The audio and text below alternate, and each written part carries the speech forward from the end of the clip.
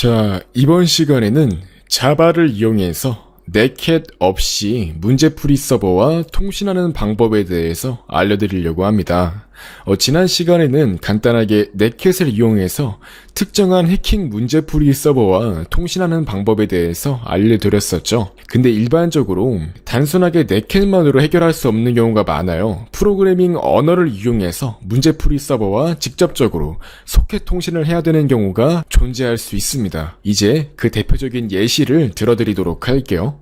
일단 일반적으로 시스템 해킹을 공부하기 위한 각종 폰업을, 즉 해킹 방어 대회 문제풀이 사이트나 실제 CTF 대회에서는 넷캣 모듈을 이용해서 문제풀이 서버와 통신하는 경우가 많아요. 또한 실시간으로 서버와 상호작용을 해야 되는 경우가 많기 때문에 실제로 문제를 풀 때는 파이썬이나 이러한 자바를 이용해서 서버와 통신하는 모듈을 구현하곤 합니다.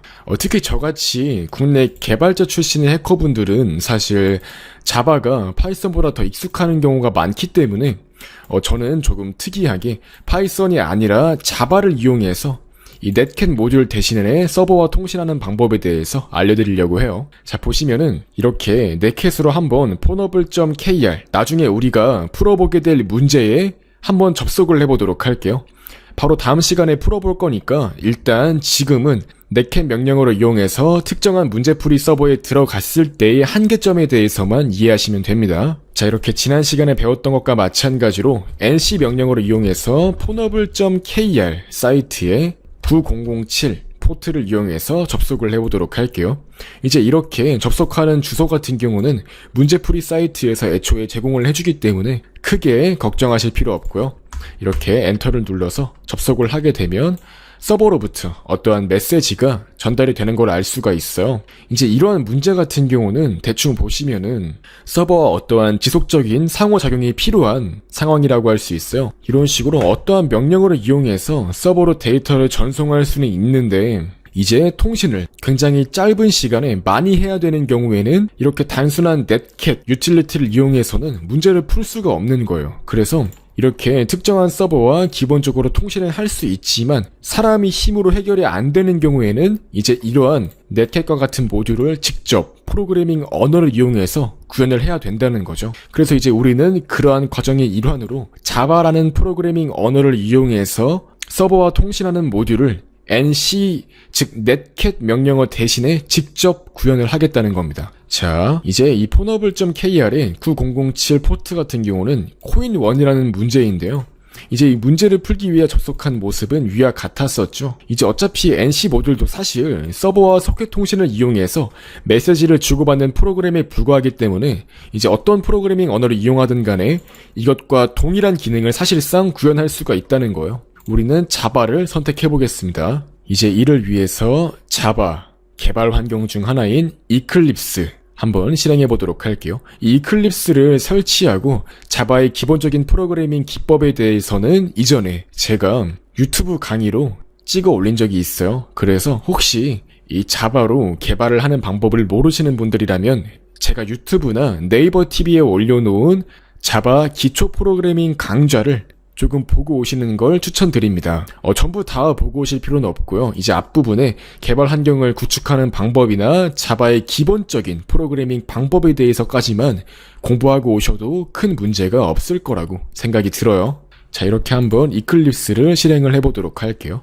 이 이클립스는 자바를 개발할 수 있도록 도와주는 굉장히 효율적인 에디터 중 하나라고 할 수 있어요. 그래서 이클립스를 이용해서 한번 개발을 해보려고 하는 거예요. 자, 이렇게 새로운 프로젝트를 하나 만들어 보도록 할게요. 프로젝트 이름은 그냥 간단하게 테스트라고 지어보도록 하겠습니다. 너무 대충 지었나요? 그 다음 이제 하나의 클래스 파일을 만들어서 메인이라고 이름을 지어줘서 이 메인 메소드를 추가할 수 있도록 할게요. 그럼 이제 여기에서 다양한 소스 코드를 작성해 볼 수 있는 건데요. 자, 이제 바로 한번 코딩을 진행해 보도록 할게요. 자, 기본적으로 소켓 통신 같은 경우는 네트워크 통신 모듈이기 때문에 다양한 오류 상황이 발생할 수 있어요.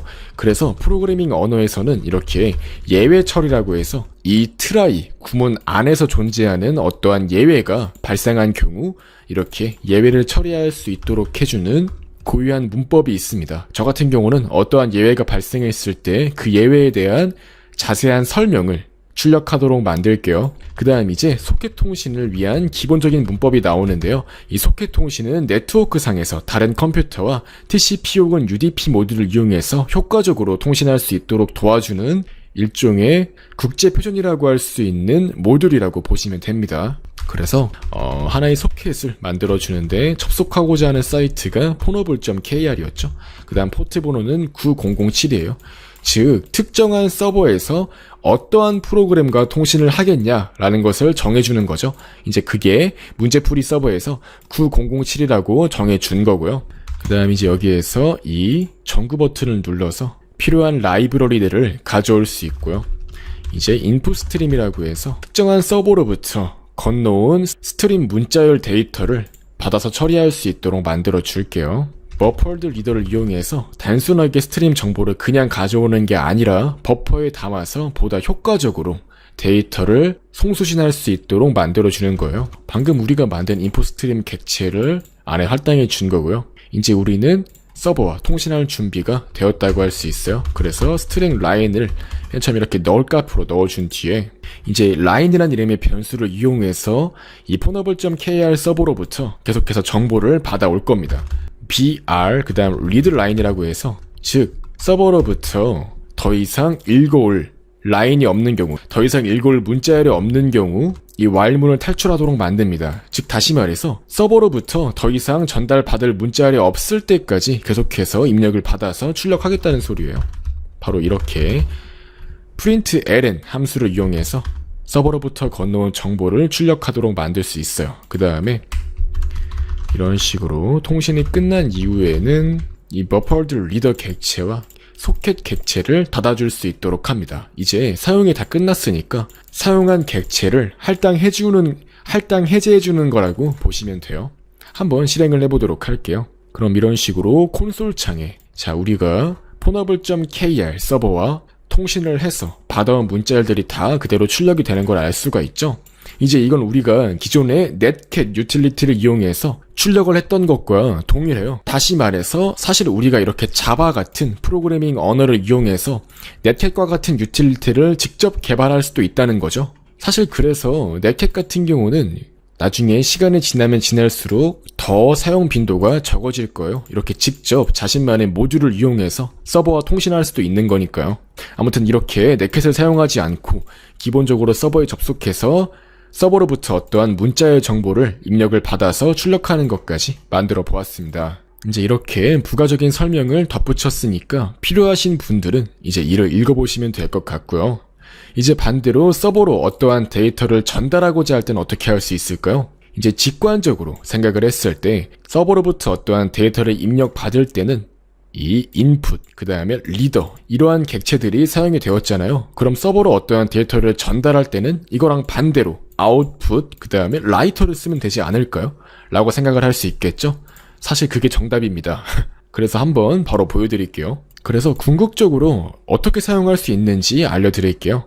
이제 이거는 단순히 폰어블.kr 서버에 접속했을 때 얘기고 사실은 이렇게 특정한 서버 주소를 넣고 여기에 포트 번호를 넣게 되면 어떠한 서버와도 통신을 할 수가 있다는 거죠. 이렇게 버퍼드 리더와 인풋 스트림 이용해서 어떠한 정보를 받아올 수 있도록 만들었고요.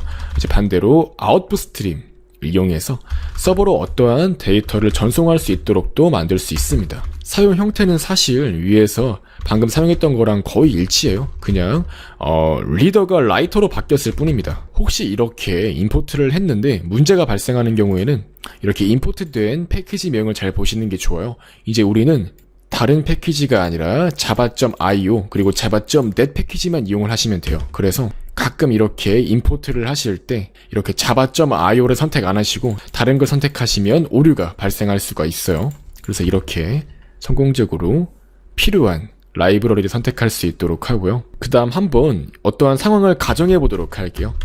만약에 서버로부터 전달받은 메시지 중에서 enter your name 이라는 문자열이 포함되는 경우가 존재한다면 바로 브레이크를 이용해서 while문을 탈출하고 즉 입력을 그만 받고 그 다음 이제 서버에게 동빈나라는 메시지를 전송할 수가 있는 겁니다. 즉 서버가 당신의 이름을 입력하세요 라고 이렇게 요청을 했다면 저는 제 이름을 이렇게 보낼 수가 있는 거죠. 이제 이런 식으로 서버와 아주 간단하게 통신할 수가 있는 겁니다.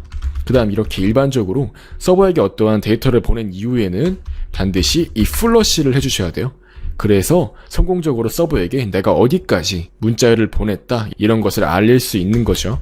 그 다음 마찬가지로 통신이 끝나고 나면 객체를 할당 해제해주는 것 잊지 않으셔야 되고요. 이제 이런 식으로 간단하게 자바를 이용해서 소켓 통신을 할 수가 있는 거예요. 즉 쉽게 말하면은 소켓 통신의 일부로 이 넷캣이 사용이 되는 거고, 당연히 소켓 통신의 일부이기 때문에 우리가 자바로 직접 소켓 통신을 구현한다면 넷캣의 기능을 그대로 모방해서 사용할 수도 있다는 거죠.